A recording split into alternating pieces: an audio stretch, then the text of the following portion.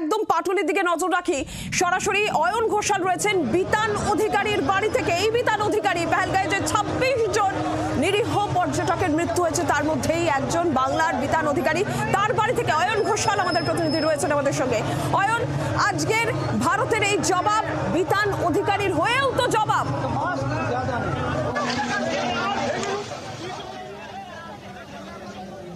অবশ্যই আজকের দিনে এই বাড়ির সামনে না এসে উপায় ছিল না।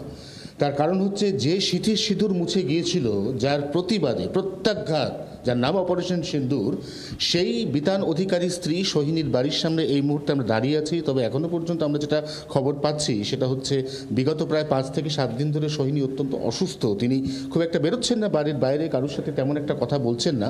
তা সত্ত্বেও আমরা এই মুহূর্তে এই বাড়ির সামনে এই উদ্দেশ্যেই আছি, যাদের উদ্দেশ্যে এই প্রত্যাঘাত, যাদের উদ্দেশ্যে এইভাবে রাফাল দিয়ে গুঁড়িয়ে দেওয়া হয়েছে বেছে বেছে 9টি পাক জঙ্গি ঘাঁটি, সেই বিতান অধিকারী স্ত্রী যিনি পেহেলগাঁয়ে গিয়েছিলেন ছুটি কাটাতে, আনন্দ করতে, আর ফিরে এসেছিলেন স্বামীহীন অবস্থায়, বিধবা অবস্থায়, সেই বিতান অধিকারী স্ত্রী যিনি দমদম বিমানবন্দরে দাঁড়িয়ে কার্যত শোক উজাড় করে দিয়েছিলেন, তার আজ কি প্রতিক্রিয়া আমরা অপেক্ষা করছি। এখানে হয়তো আর কিছুক্ষণের মধ্যে তার প্রতিক্রিয়া পাবো, কারণ তাদের মতো মানুষের প্রতিক্রিয়াই তো আজকে সব থেকে ম্যাটার করে, সব থেকে গুরুত্বপূর্ণ।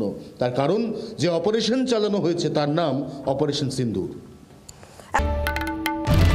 বাংলার আওয়াজ, বাঙালির আবেগ, জি 24 ঘন্টা।